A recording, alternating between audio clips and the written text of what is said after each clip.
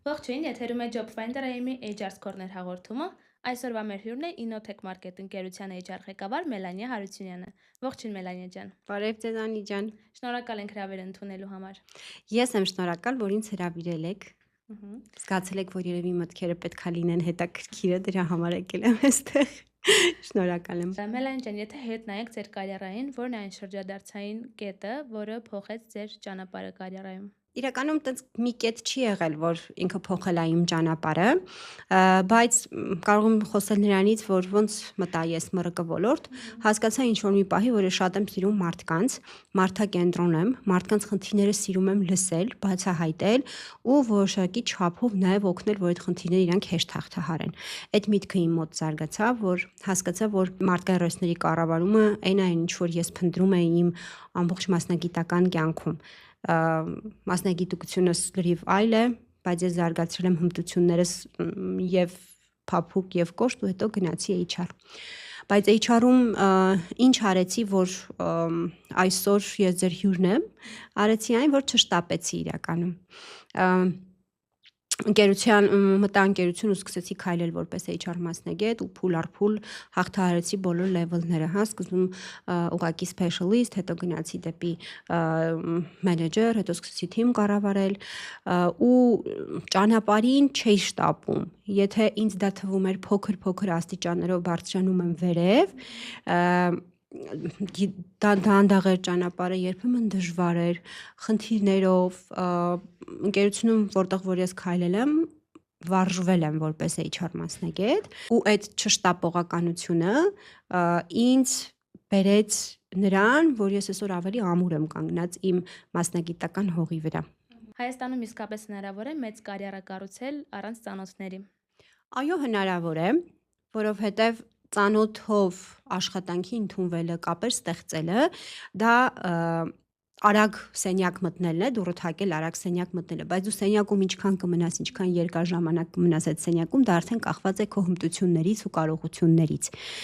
Դանդաղ կարանք մտնենք շուկա, կախված է տվյալ թեկնածուի փափուկ հմտություններից, ինչքանով ինքը կոմունիկաբելնի է, ինչքան է աշխատում իր փափուկ հմտությունների վրա ու նաև կոշտ հմտությունների վրա, բայց ծանոթը օգնելու է արագ process իրականացնել, բայց երկարաժամկետում մեզ համար ծանոթը մեծ դեր չի խաղալու իրականում։ Մարդիկ ճանապարհ են անցնում ընկերությունում, երկար, ձիգ, դժվար ու հասնում են որոշակի բարձունքների։ Վերջում, երբ որ թիմին ներկայանում են որպես օրինակ ղեկավար, թիմը չի ասում, թե ում ծանոթն է ինքը, թիմը խոսում է, թե ով է նա եւ ինչ արժեք է ստեղծում ընկերության համար։ Տարիներ հետո բոլորը մոռանում են ինքը ում միջոցով է մտավ ընկերություն։ Վերջում հիշում են, թե ինչ կարող ենք սովորել տվյալ մարդուց։ Հա, շատ համաձայն եմ Մելանիա ջան, որտեղ իրոք այդ արժեքը ընկերությունում այդ ծանոթը չի ստեղծելու։ Ծանոթը նպաստելու է ոնց որ սենյակ մտնելուն, բայց արժեք ստեղծողը ինքնին պետքա կարողանա արժեք ստեղծել։ Արժեք ստեղծելը միայն դու ես,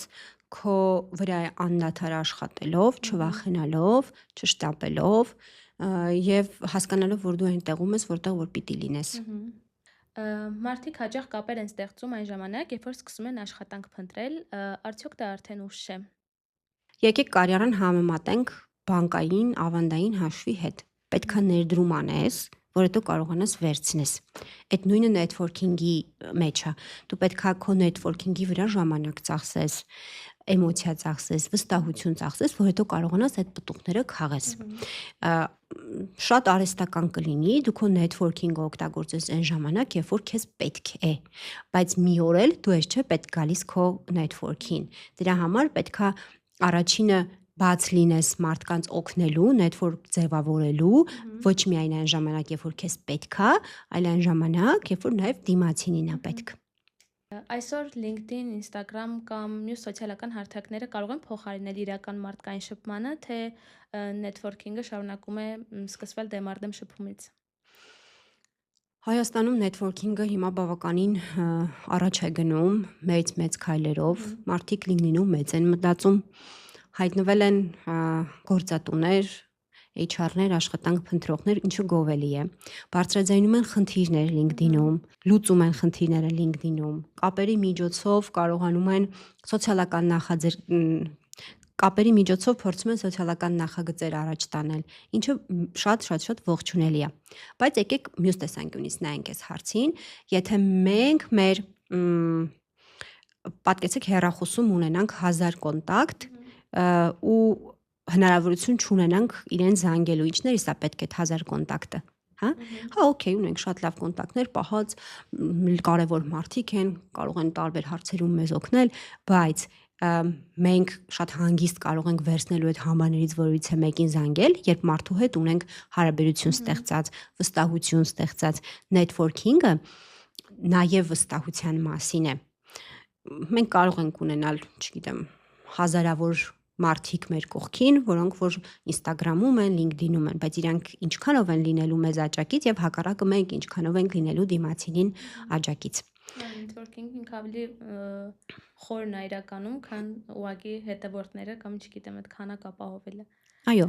ես իմ networking-ի արդյունքում հեշտ հավաքագրումներ եմ իրականացնում, հեշտ հարցեր եմ լուծում։ Վերջերս սոցիալական նախաձեռնություն կար, փորձեցի LinkedIn-ով առաջ տանել ու հաջողում ենք։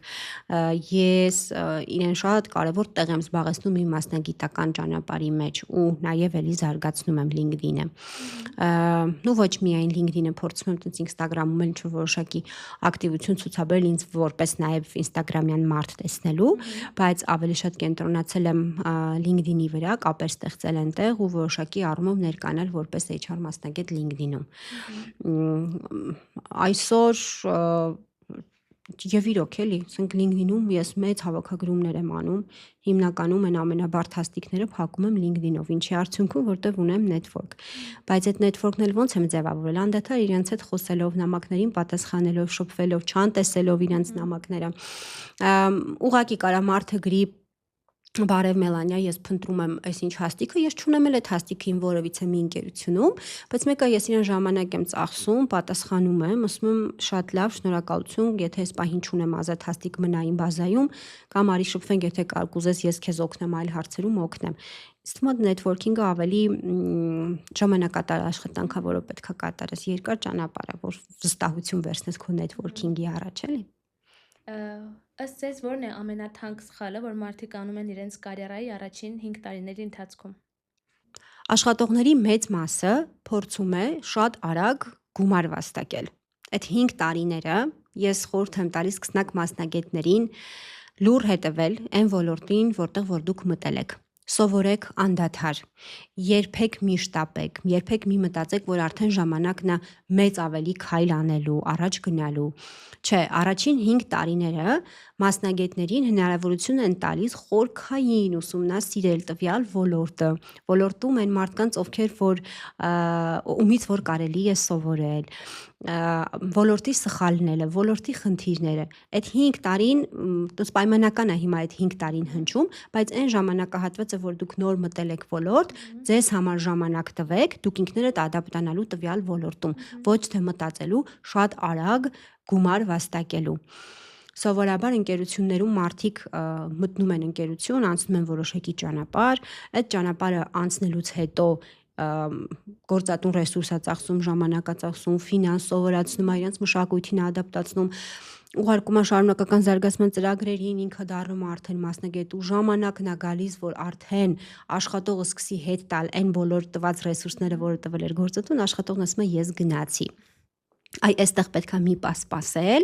մի քիչ համբերատար լինել, շարունակել մի քիչ էլ քայլեր ընկերության հետ, նոր հետո գնալ։ Կարծում եմ այդ 5 տարվա ընթացքում 5-ը պայմանական թիվ է, չէ՞, դա կարա լինի 2, դա կարա լինի 3, այո, բայց այդ սկիզբը ճանապարհի արեք ավելի դանդաղ, ավելի մտածելով, ուսումնասիրելով, վերլուծելով, տվյալներով։ Այդ շտապելու խնդիրը հիմնականում ունենք ավելի շատ ավելի երիտասարդ, ավելի մեր սերնդի հետ, որովհետև իրանք միշտ ուզում են ամեն շատ, ամեն ինչ միանգամից արագ, չգիտեմ, ավարտեցինք այսինչ կուրսը, մեզ պետք է որ մենք աշխատենք ամսական 500,000, աշխատենք օրական 3 ժամ, ասես չգիտեմ, ինչ որ իդեալական պայմանների են ձգտում, բայց դրան հասնել է պետք կոպիտ ասած։ Միանշանակ 1 տարին հիմա աշխատաշուկայում այդ Gen Z-ին 1 տարին իր համար արդեն լճացում է տեղի ունենում, բայց մի քանի օր առաջ գործընկերներից մեկի հետ էի խոսում, Եվրոպա էր գնացել, աշխատել էր, հետ էր եկել ու հարց ու փորձ եմ անում, ոնց էր աշխատաշուկան, մարդիկ ոնց են մտածում, այս նոր սերունդ, հին սերունդ, մի հատ իրենց տարբերությունների մասին պատմեք։ Ասաց, գիտես ինչն է հետաքրքիր,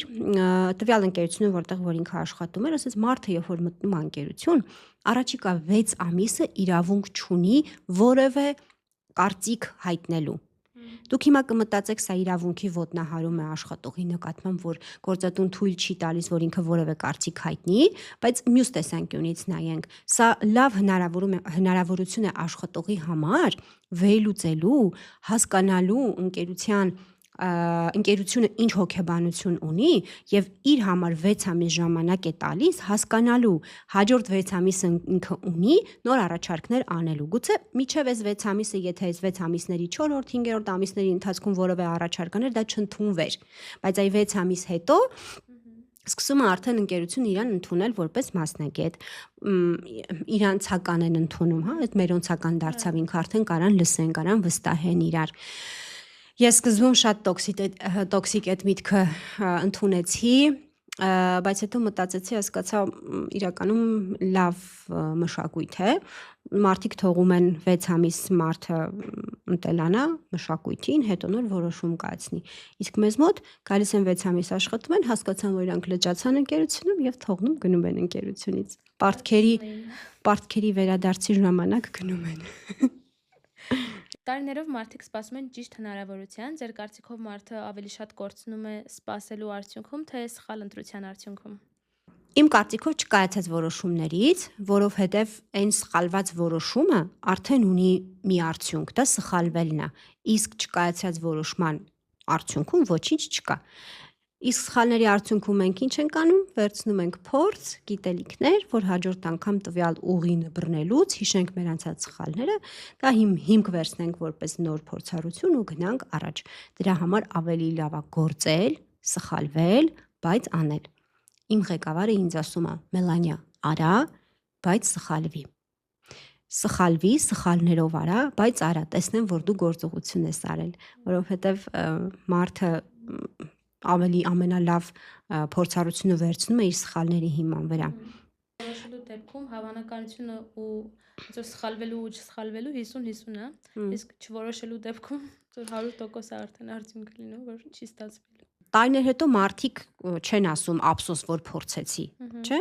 Ասում են ափսոս, որ չփորձեցի։ Դրա համար պետք է փորձել եւ տեսնել ինչ էր այնտեղ թաքնված, գուցե շատ լավ բաներ կար։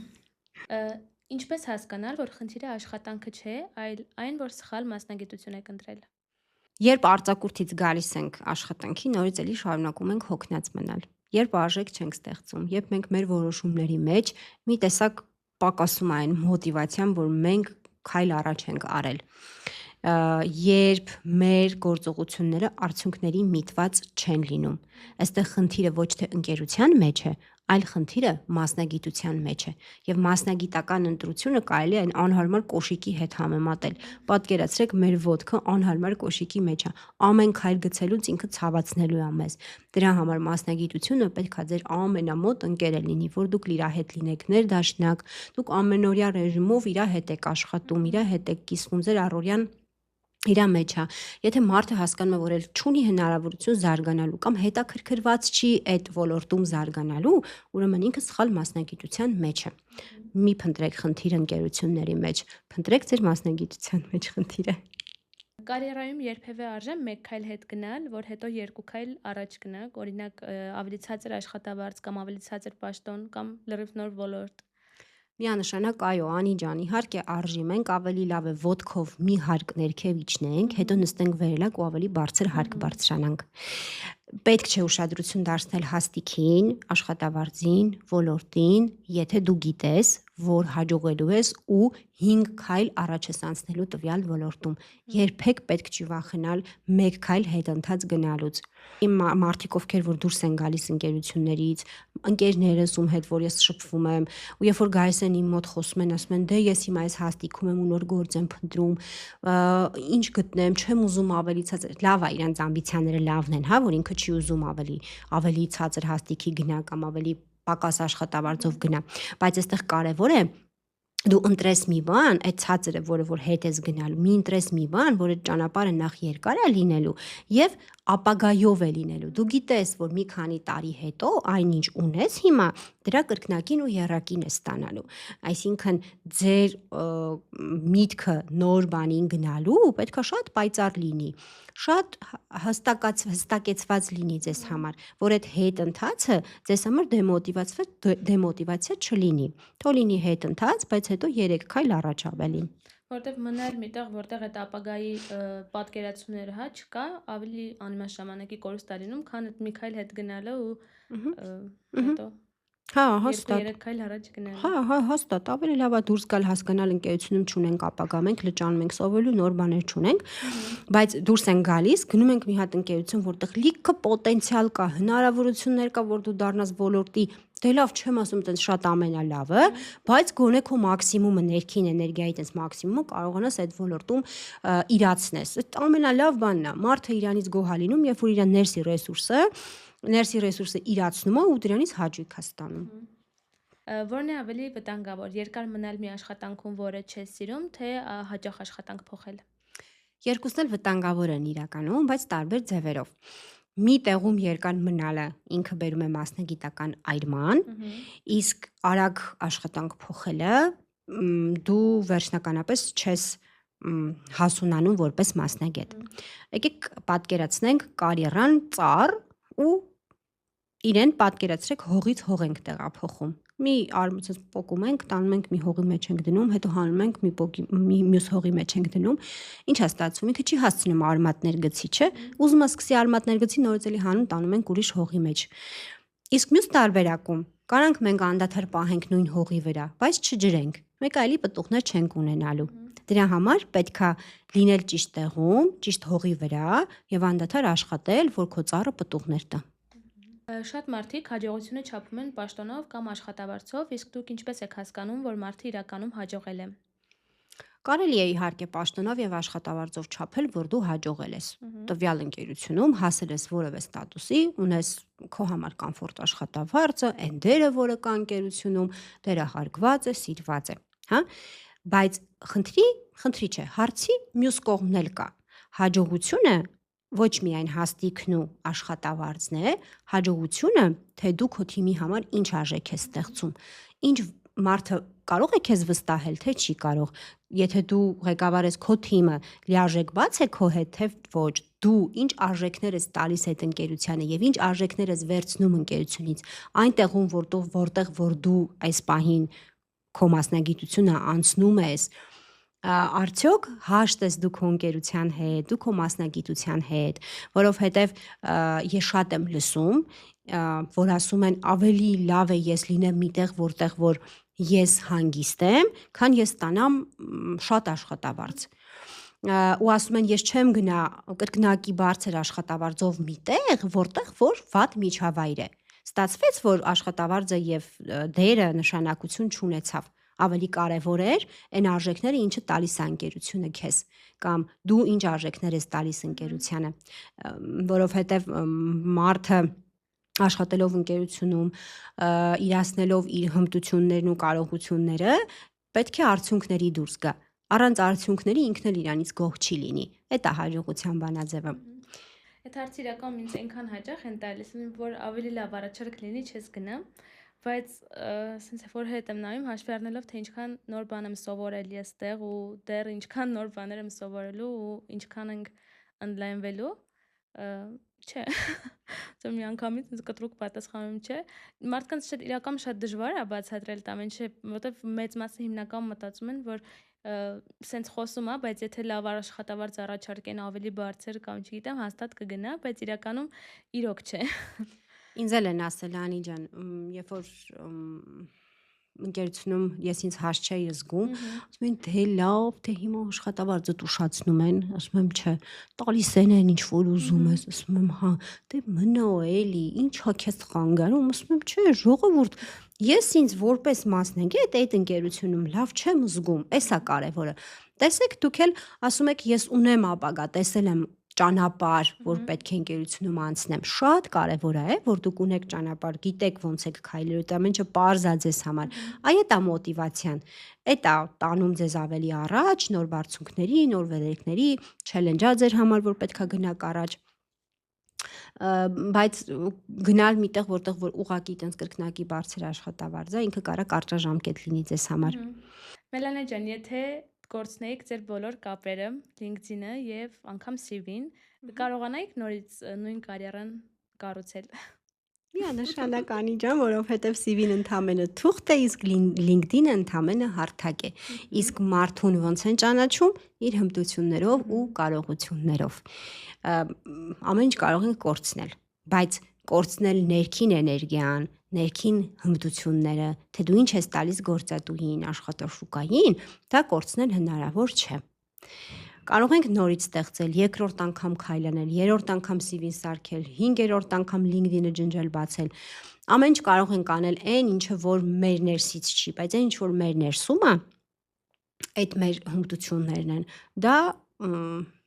ավելին ասեմ, պետքա միշտ զարգացնել, մեծացնել, այլ ոչ թե տենց CV-ն ջնջվեց, ուրեմն մենք էլ մեր հետևից ջնջվեցինք։ Իհարկե հնարավոր է։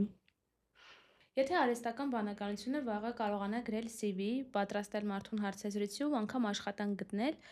որ հմտությունն է, որ կմնա բացառապես մարդկային ու չի փոխարինվի։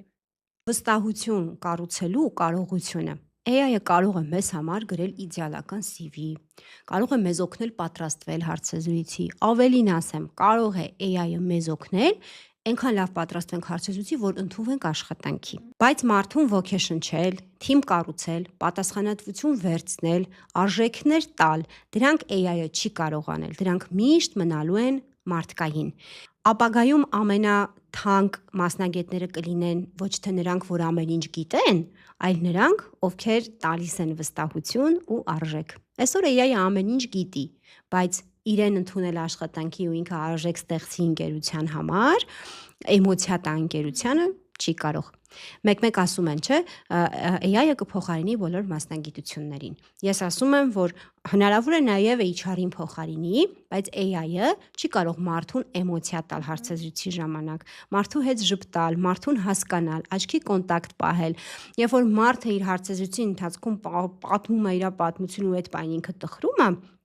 AI-ը չի կարա իր հետ տխրի, իսկ դիմացինի մարդը պետք է էմոցիա ցույց տա։ Էմոցիաների առումով AI-ը մեզ երբեք չի փոխարինելու։ Մարդկային երևի ամենակարևոր արժեքներից մեկը այդ էմոցիա տալու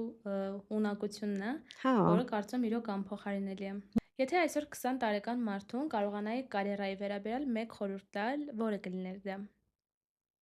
20 տարեկան մարդուն, ով նոր մտնում է աշխատաշուկա, խորհուրդ եմ տալիս, որ միայն CV չկառուցի, այլ ձեռք բերի հմտություններ։ Շատ կարևոր բառ է այդ հմտությունը։ Ինչ որ մի բան երբ որ սովորես, դա հմտություն դարձնի, այնքան որ ինքը դառնա իր համար կարևոր մի հատ skill։ Չվախենա փորձություններից, չվախենա սխալվելուց, ավելի լայն մտածի, մեծ մտածի, իր ապագան շատ պարզ տեսնի եւ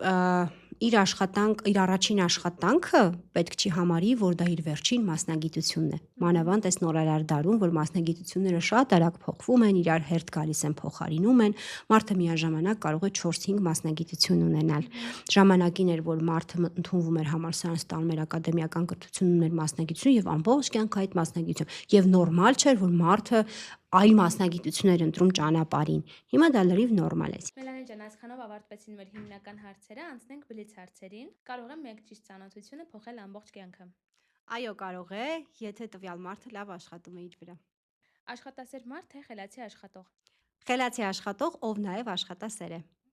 Երբևէ արժի աշխատանքից հեռանալ առանց հաջորդ աշխատանք ունենալու։ Այո, արժի, երբեմն նաև պետք է։ Եթե նորից սկսեիք ձեր կարիերան, առաջինը որ բանը կփոխեիք։ Իրականում ոչինչ չէի փոխի, այն ճանապարհը, որը անցել եմ, ինձ համար շատ կարևոր է։ Մեկ միֆ, որին կուզեիք, որ մարդիկ այլևս չհավատային կարիերայի մասին։ Եթե շատ աշխատես, քեզ անպայման կնկատեն։ Իրականում շատ աշխատելը շատ կարևոր է, բայց ավելի կարևոր է, թե ինչ արժեք է ստեղծում դու ընկերության համար։ Մելանին ջան, այսքանով ավարտվեց մեր հաղորդումը։ Շնորհակալ եմ հրավերը ընդունելու համար եւ հետաքրքիր զրույցի համար։ Ես եմ շնորհակալ Անի ջան ու այն մարդիկ, ովքեր նոր մտնում են աշխատաշուկա ու տեսնում են, հուսով եմ լավ բաներ ասեցինք իրենց համար։